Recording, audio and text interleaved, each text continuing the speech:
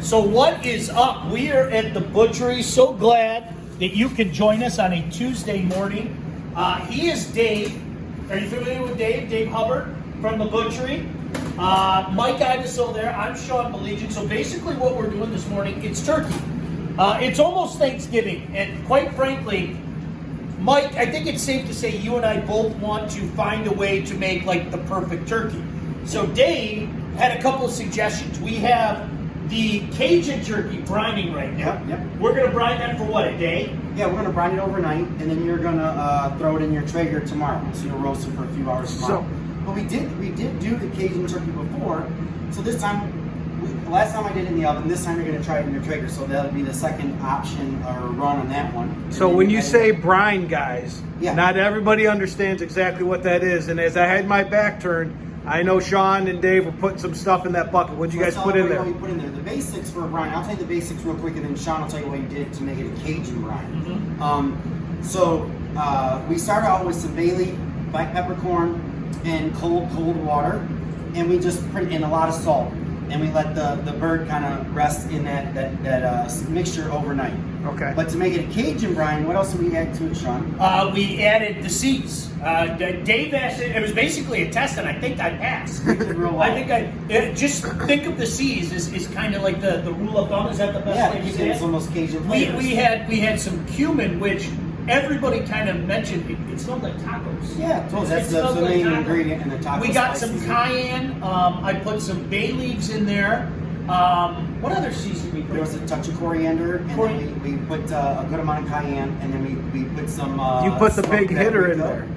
What was that big bottle hit? What was the big hit you put in The there? habanero, we had some habanero in there. But Habanero vinegar. here's the thing, and we've already figured this out if you watched last week. Don't be afraid to put the spices in there because those spices need to penetrate, and they also they lose some of their potency, Dave. Is that the best way to say it? We found that out 100%. last week. Yeah. So they're dissolving in there, and then they're trying to penetrate through that meat. So the time and the process of tenderizing the meat and that flavor kind of injecting itself in there. So yeah, it's not going to be this real pungent hit like you get on the crust of a brisket, right? Exactly. The inside doesn't taste as smoky or as strong as the outside, if you will, right? And- Same concept. And like Sean said, we've kind of been concentrating on the holidays coming up, some things that you can do.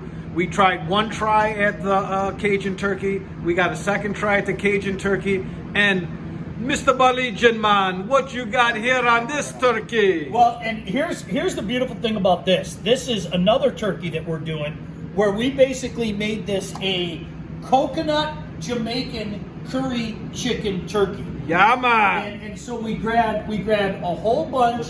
We grabbed a whole bunch, and when I say a whole bunch, you can see we grabbed a whole bunch of curry, and then we grabbed some coconut curry, and we grabbed some Jamaican curry as well.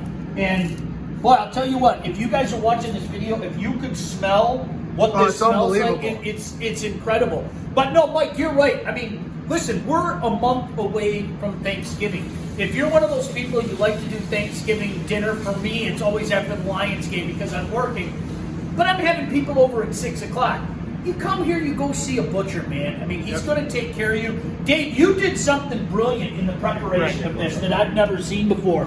You basically took the back out. You said nobody needs that. Can you explain to everybody exactly what you did? Because I was fascinated by it. So they call it spatchcock. So we just wedged the back right out of the bird so that we could flip it, lay it flat like this, and cook the bird and let that kind of cook a lot quicker.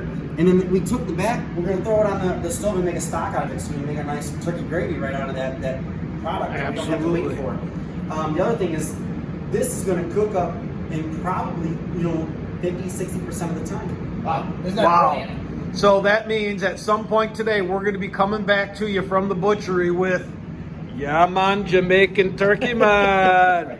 Anything last, guys, before we get out? No. All right, Talk to see you you guys soon. soon.